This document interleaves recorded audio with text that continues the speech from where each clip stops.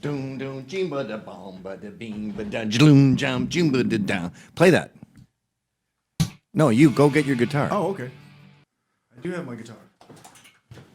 Jloom bound jimba da jam ba da jing. See, I never learned to play guitar because I was gifted with a cappella guitar voice, so it's redundant.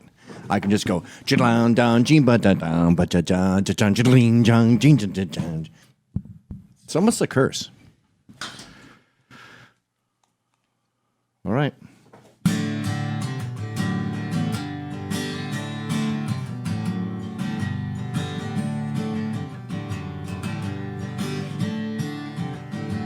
That was lovely. Thank you. Did you know that I was a judge for the air guitar world championships many years in a row? No. And then I was fired for racism. I think 3 years in a row it was Asians who won, and Korean, Chinese, and Japanese. And so this year was about to be this Japanese guy. And I said as a joke, can we not have a NIP win just 1 year in a row? These guys bombed Pearl Harbor. And they were not happy about that. And then the air guitar people contacted me and they go, hey, you pissed off Asian Twitter, which is really bad because they've got a lot of time on their hands. Yeah, that guy won. Does that look like a guitar in your hand? Or are you happy to see me? And if they fail at that, then you just make fun of them.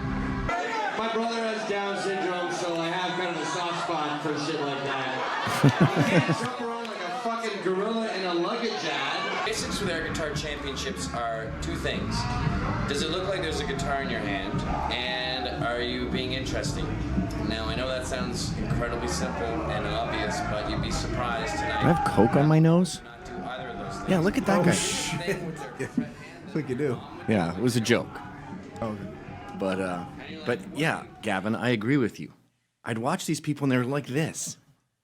Like you have to just make a stick there and stick with the stick. You can't go like this. It's very, very simple. Stick with it, if you will. We have a lot to discuss. A lot happened. We have Virginia going on as we speak. We have the McGregor fight to discuss and all the false flags around that. Alex Jones is down there in Virginia with Proud Boys, keeping him safe.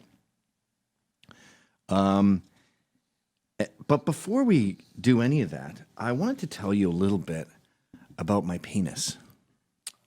Got my attention? Did you know that I don't know if I have, because I don't know if you're ever cured, but I had Peyronie's disease. I told you about that? Yeah. Crooked dick syndrome. Yeah. I just woke up one day and my penis was at 45 degrees. Like, I won't do it to this pen because it would break the pen. But it was just like worse than a banana. Worse than a banana. One magic day. And obviously when it's flaccid, it just seemed to rotate a bit, but you couldn't really tell. But when I'd get a boner, we went just one day. Thursday, normal, straight dink. Friday, boring. Yeesh.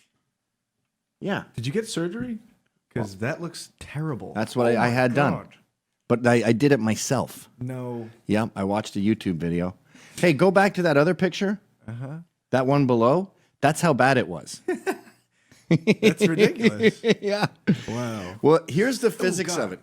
So take a clown balloon, right? A stringy clown balloon. Then put a piece of masking tape on it anywhere. Now inflate the balloon. As you inflate, the skin is going to stretch around where you put the sellotape. And that's going to be the bend. What's that beer? Yeah. Peyronie's disease. It's very clever. And so what it is there's plaque in your dick. And that's what the masking tape is. So I don't know how you get scar tissue down there. Now, I was blessed to be married and to a wonderful woman because the majority of the time you get Peyronie's, it's from a chick breaking your dick. Whoa. Like you're doing it this way and she falls or something. And if you look it up, that's one of the first reasons they give. So it looked to my wife like I was having an affair and I broke my dick at some hotel room with a prostitute or something. But she didn't assume that. Of course, there's a million other different things it can be, and she assumed it was one of those, so that was good. Secondly, it's great to be married when you get Peyronies because your wife doesn't really care if one day it turns into a banana. It's still, in fact, it might even be better. It might get to a nook or a cranny that it normally didn't get to. But thank God I wasn't single and young because you'd be known as Banana Boy. Yeah. They would call you hockey stick. All the girls would gossip. And when you go on these message boards and read about it, there's a lot of there's a lot of what I just said. So it's older guys going, thank God I'm married. And younger guys going, I'm not fucking married. What the fuck am I going to do? So I started talking about it when it happened. This is now 5 years ago.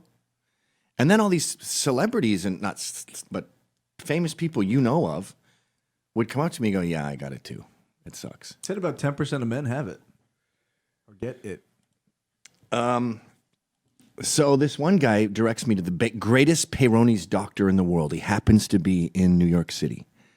And he was experimenting with this stuff called Xiaflex, Xia Flex. And what they do is they take a fucking syringe and they inject this stuff into your plaque, into the scar tissue. They kind of make a joke out of this whole thing, huh? Yeah. And that's a good analogy, too, because like that couch